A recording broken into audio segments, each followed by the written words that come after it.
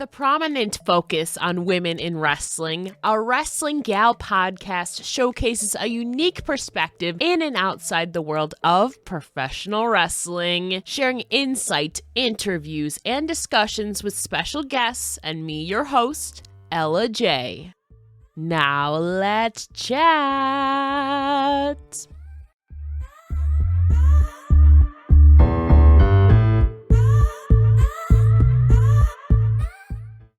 Hello, everybody. Today I'm joined by the Queen of Southern Sass. She is a true gem, Kasey Fox. Kasey, how are you doing today? I am great. How are you? I'm fantastic to be speaking with you. We're talking, you are a true gem. And speaking of gems, I kind of wanted to start off today by talking about a really cool opportunity you got to experience last year on the set of the HBO Max show, The Righteous Gemstones. So first of all, what was your role and what was your experience like on the set? So I originally was going to be in a tag match. That's what my wardrobe fitting was for and everything. I got dressed for that. That's what they had me fitted for. And then, like, the day I got there was going to be on set, they changed it. So I was on the outside of the ring, and basically they were doing a Royal Rumble, like, style with men. And then I was on the outside. I guess I was more kind of like a ballet, but still dressed as a wrestler. Yeah. And I was kind of being dirty in the ring. When somebody would get thrown out or something or be thrown near me, I would choke them on the ropes. And we ran this through for like 6 hours. And it was the beginning of June. We were filming in an armory in Charleston, South Carolina. So it was probably about 100 degrees in the building. It was awful. And you were wearing But like it was long sleeves in these like sequiny outfits. Oh my gosh. Yes. Yes, it was between every cut, somebody would come up, touch up my makeup, fix my outfit. I felt like a true star, but it was so hot in there. It was one of the best experiences of my life, but it was so hot that day. Yeah, I bet. Was this kind of your first experience like being on the set of a show like that or like acting wise and all of that? Yeah, it was my first experience. Like, I did stuff in high school. I was in chamber choir and did all that, but this was like first big thing. Now, how did this opportunity with the Righteous Gemstones actually be presented to you? How did this all come together? So somebody that had worked with this cast and director sent it to me and was telling me, they need a women's wrestler. And I had seen several people comment on it. I was like, nah, they'll never. This time it was the week I was turning 20. So I was still 19. Yeah. And I was like, why would they pick me? And then they literally emailed me back. They picked me. My parents were totally into it. I took off work and down we went. Oh my goodness, that's got to be such a cool opportunity and to see yourself back on HBO Max. Have you had a chance to watch it yet? I'm sure you have. Oh yeah, we found out probably about a week and a half prior, so we binge watched the first season, and then all you could see was really the back of my head. So I was kind of bummed out about that, but it was really, I was like still overwhelmed that I was on it, and then seeing the people that I did work with on the screen was really cool. So Yeah, and we were talking too earlier about you had this like gorgeous blue sequiny like long sleeve outfits. Did you get to keep any of that? no, I didn't, and I really wanted to. I wanted to so bad. I know, just not during the summer. I feel like maybe if it's a spring or a fall or a winter, just definitely not in the summer again. Yeah.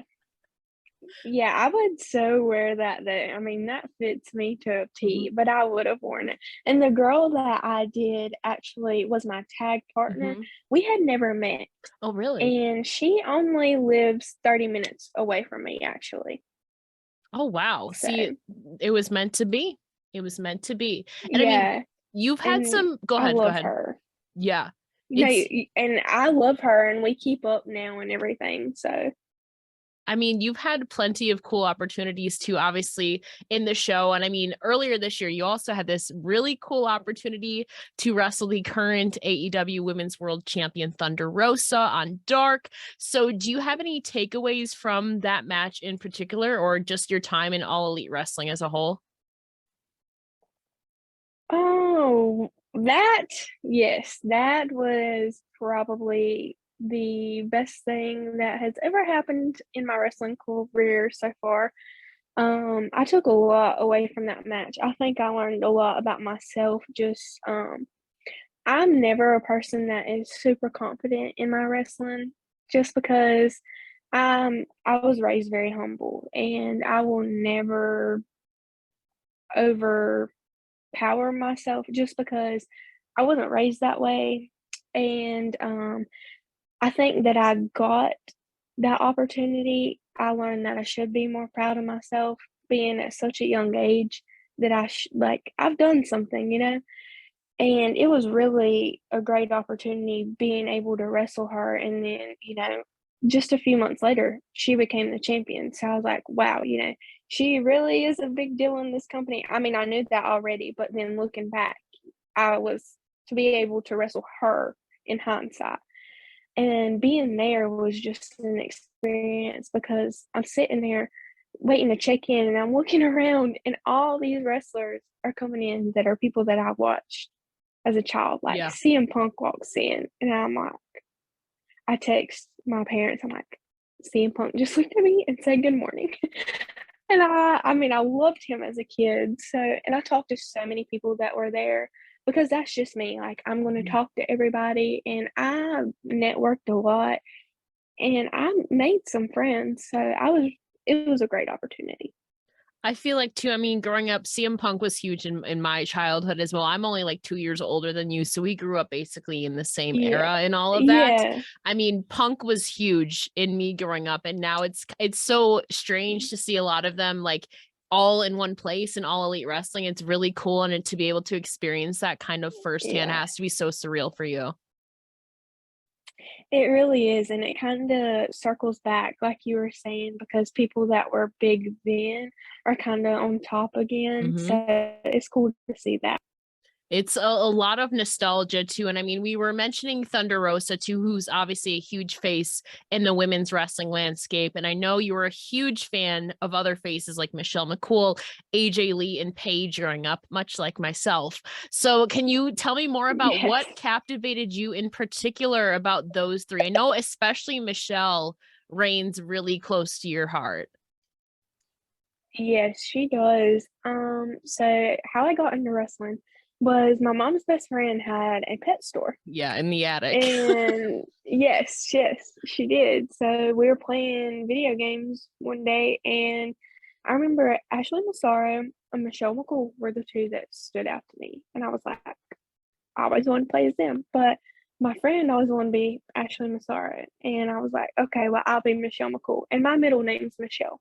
So I just started watching her, and I love Lay Cool because whenever I watch movies, I love Bring It On as a kid. I always wanted to pull for the bad girls. I don't know why. I mean, that's probably bad of me, but I mean, I kinda just love Lay Cool because they were people that were bad, but you could also get along with them. Yeah. So, I just loved how their tag moves and everything, and I think that they were some of the ones who started to lay the footwork for, like, the women's revolution and everything. So, and then I started watching Caitlyn because, like, the first NXT thing, I was all about that. So, Caitlyn, I feel like is such an underrated person. Like for me, Caitlyn was a big favorite of mine after like the Michelles left, the Kellys left, and like I mean after like Mickey, those are just my people too. But I was definitely a huge Caitlyn fan as well for a while there too. And I mean, obviously, you mentioned playing SmackDown versus Raw in that pet store addict. You obviously said that you would play as Michelle, but would there be like certain game modes or like certain matches that you always found yourself like enjoying to play? yeah, I really did like the mixed tag matches a lot, Yeah, me too. but I was always mad that I couldn't, like, wrestle together, like, Yeah. intergender, and my brother, he's 11 years older than me, and he would come home really late at night in the summer, and he'd be like, "You wanna play a couple matches?" And that would just make my night, like, I love that more than anything. And his best friend is actually a pro wrestler too, and he's one who helps me train. Mhm. And at this time, my brother was training a little bit, and he did a little bit of wrestling. He never, like, had any matches or anything. But, I like playing stuff like that with my brother, so that was really cool to me. That was a lot of fun too. I used to play my brother's younger than me, so I would be the one like setting everything up and all that. But I always used to love playing like either against each other or tag teaming or like in the rumbles. Yeah. Those were always my favorite to play on the Wii. It just Mhm. brings me back like good chat. That was the first video game I ever had was like SmackDown versus Raw. It was a Yeah, fun I time loved it. too. And I feel like too in our childhood, Halloween would be huge. And you would also dress up as a diva. Now, was it a diva in particular, or what did this costume entail for a WWE diva when you were I don't know however old you were? So, I think I would have been, let's see, Oh, I love how there's a picture. 9. I have my first Oh, I wrestling love ring, that. my first ticket Oh, right here, the first show that I ever yeah. went to. And so this would have been this year. So I think I would have been 9. Mhm. And yeah, so I would have been 9 this year. So I mean, it was more like Michelle McCool was Okay. who I was going after, Yeah. but I knew that I couldn't wear no booty shorts or anything. Fair. I live in a really like a small town too, so I mean, I couldn't do that. So So what did this costume entail for you, if you remember? Because there's been different eras of Michelle. I mean, she obviously had like the schoolgirl thing going on for a while, and then she was obviously flawless Michelle. Was it late? I don't know. I don't think at that point they obviously wouldn't have had Late Cool left, thinking this is like what 2008, maybe yeah, 2009. So do you yeah, remember what exactly you wore? yeah. I had a Divas T-shirt, which I Mhm. still have, and then like leather pleather leggings, and then I have like UGG boots with rainbow peace signs on them. Yeah, yeah. I And love my that. mom did my makeup. It's the UGG boots for me, Kasey. Yeah, That is yeah, such a staple of a young almost a preteen. That's such a staple. yeah. That really did it. Really did it. Good times. I miss childhood sometimes. And I Oh, mean, Michelle is definitely a me powerful too. woman in and outside the ring too. But for you, is there any other females in your personal or professional life you feel inspire or empower you? Um, well, I mean, I do look up to my sister and my mom a lot too. Just like, motivational. I talk to my mom about everything because my mom's always been my best friend. Ask her advice about everything. And then just like regular life questions, I go to my mom about everything. So, And I feel like too, there's another motivational person in professional wrestling who just celebrated his 20-year anniversary, being John Cena. And I know he would be your alarm growing up. So, I mean, can you please tell me more about John Cena being your alarm? yes. So, that would be my alarm. And that is also still my mom's ringtone for me. Really? Is it My Time Is So, Now or another song off? yep, Okay. yep, that would every time my mom's phone rings and it's me, that's what's coming on. So that will always stick. Yeah, when I was younger, that used to be my alarm clock. That and then I think I used to have another wrestling one as well.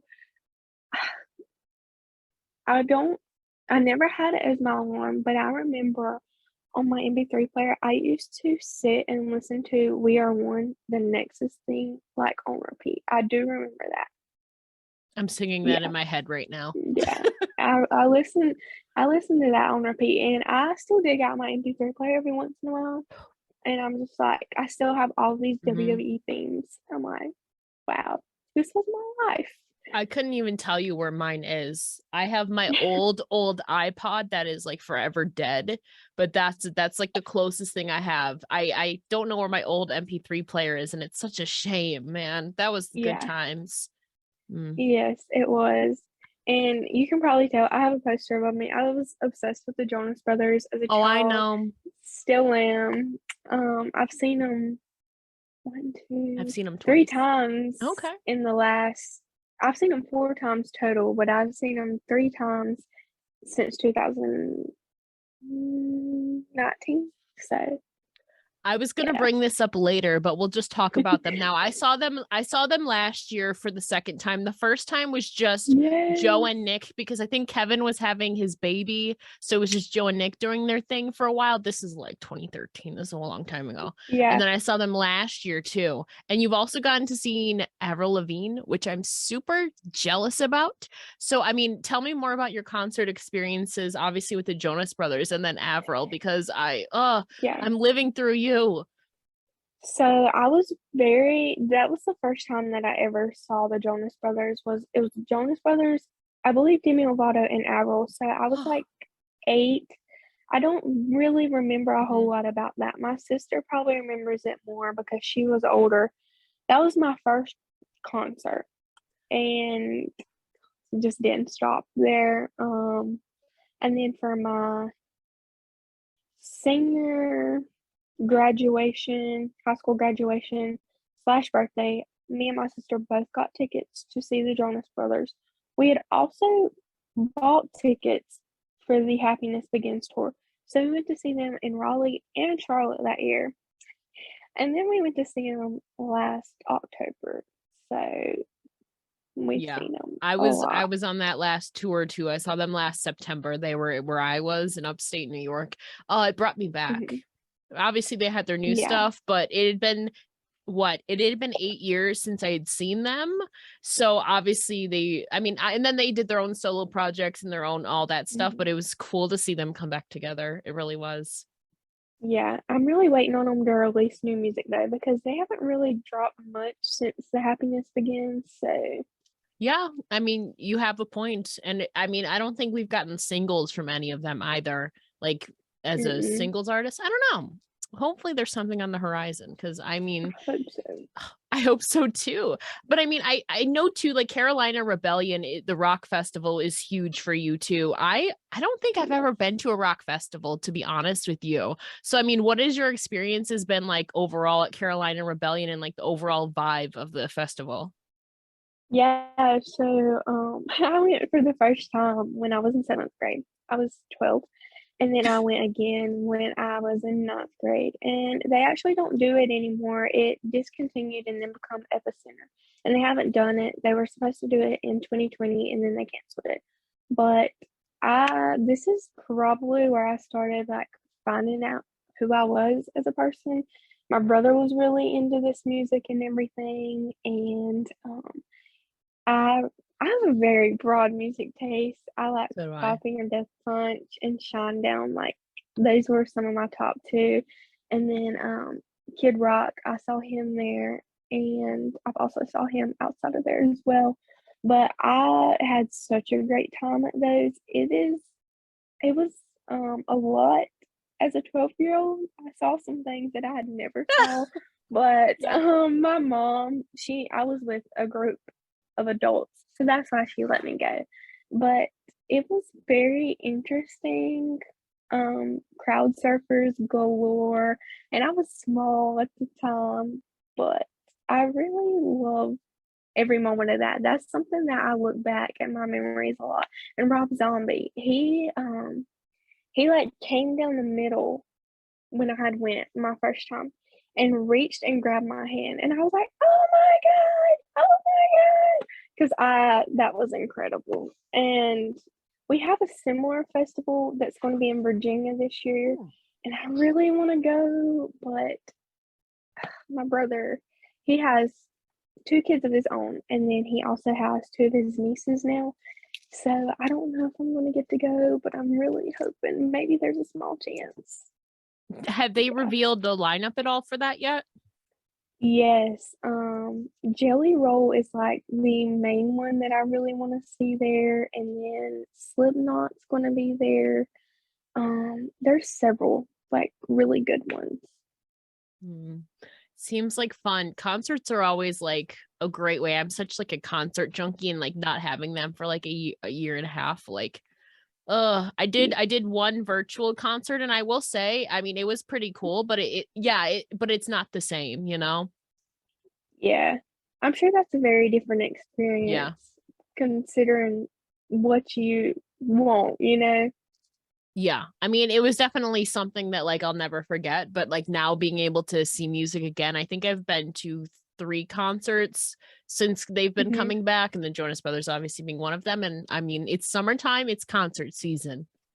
Yes, yes, I wanna go to one so bad, I can't stand it. I know. And you said too, this was kind of during a time where you were finding yourself. And I feel like you're definitely one who has definitely a positive mindset and obviously a big heart, as you've said too as well. But I mean, if you're having like an off day or feeling a bit down, is there like a certain way you lift yourself back up, or something that like eases your spirits in that sense? I'm a person that I really like to drive around and listen to music, and my niece and nephew are like my whole heart.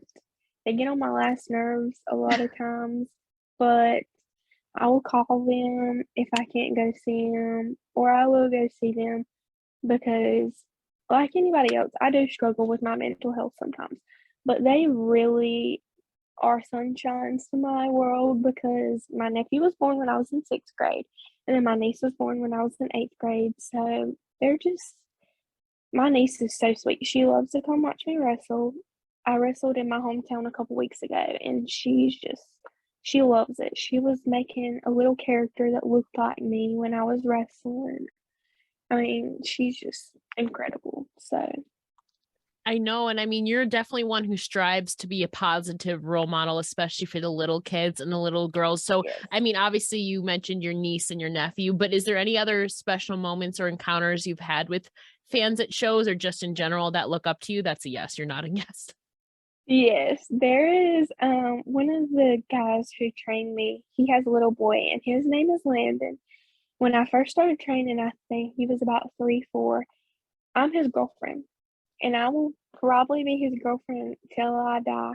He follows me around at the show if I am there. If he can't find me, he's asking my mom and dad where I am. It does not matter. On Valentine's Day, he got me a Valentine and a ring, and he will sit there and he will play with my hair. And one time he had a little vest because he goes out with his dad and he wanted me to wear it out. So I wore that sucker out Oh, and he loves me. And if he sees a TikTok about me talking about a boy or something, he says, I don't know what boy you've been talking to, but you better stop because I'm your boyfriend. He's a mess. that's Yeah, adorable. he loves me. Oh, Yeah, I mean, and pretty much just every child I encounter, I love kids. Um, when I was in high school, I interned in a daycare. I've always loved kids, and my parents go with me to every show. So me and my parents always try to I have bracelets that I have as well with my name on it. So we always try and give kids bracelets and stuff. If if I sell a picture or something, or even if a kid may not be able to afford something, we always try and give them something just because, we know that not everybody can afford something. mhm. So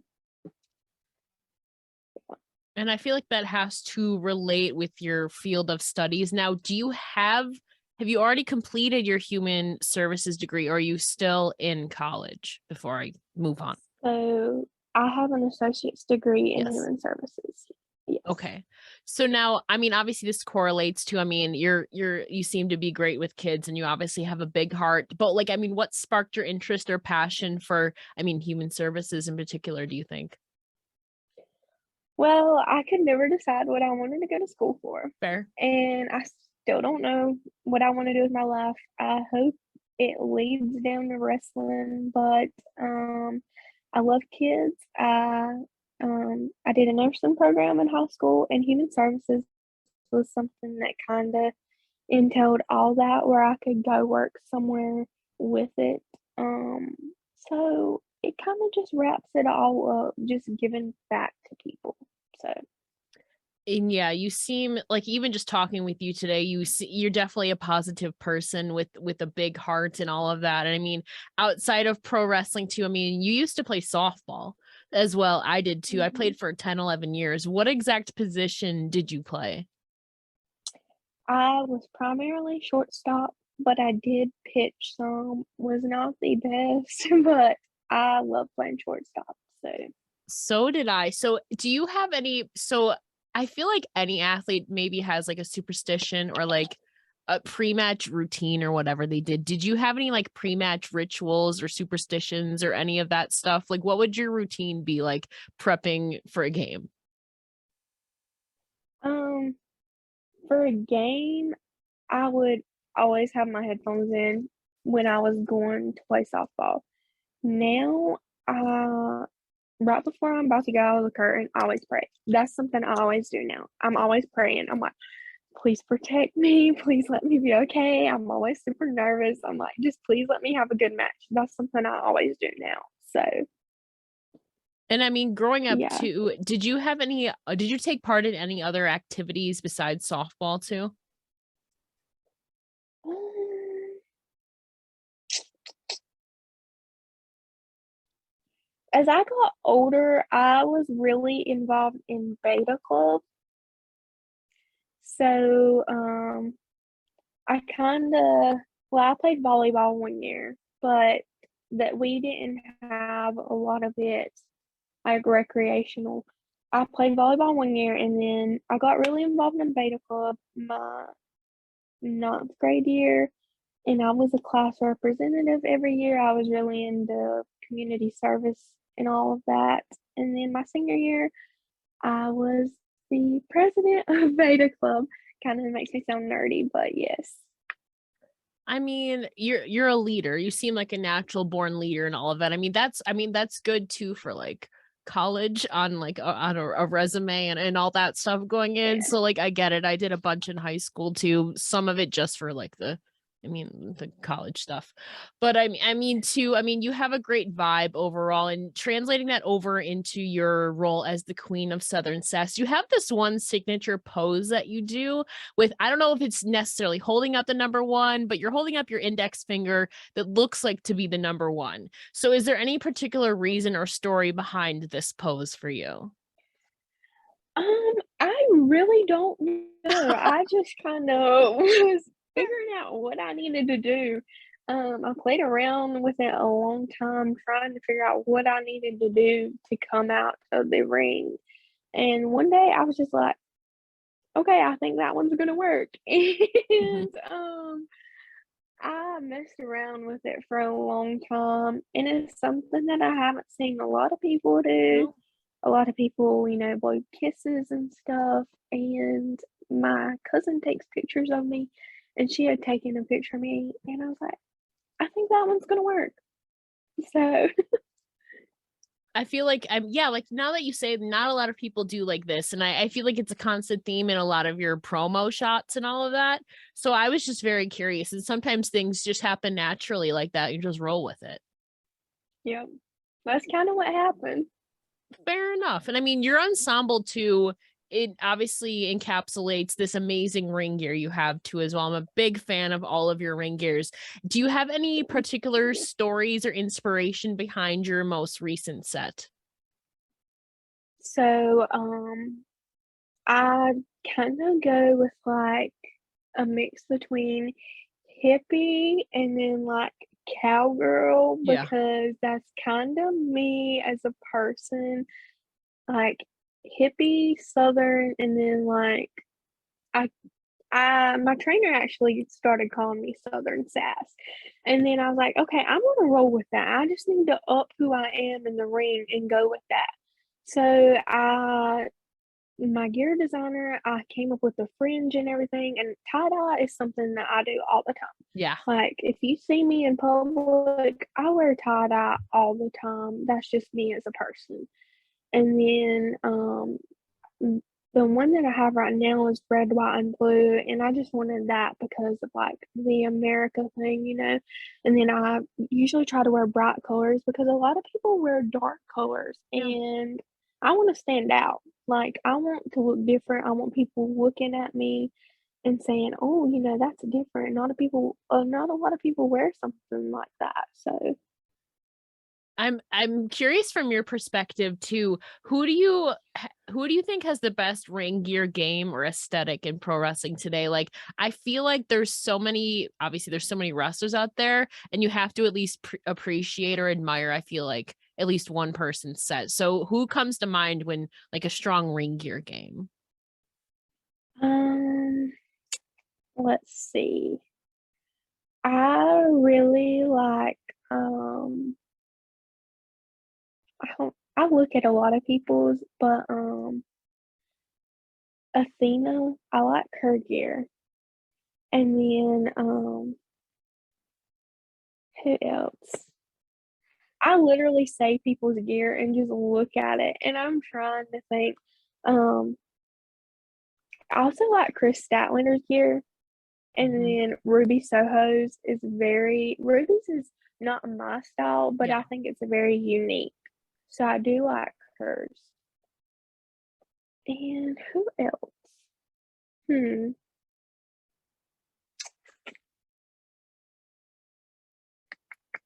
I don't know, but I do like stuff with bright colors.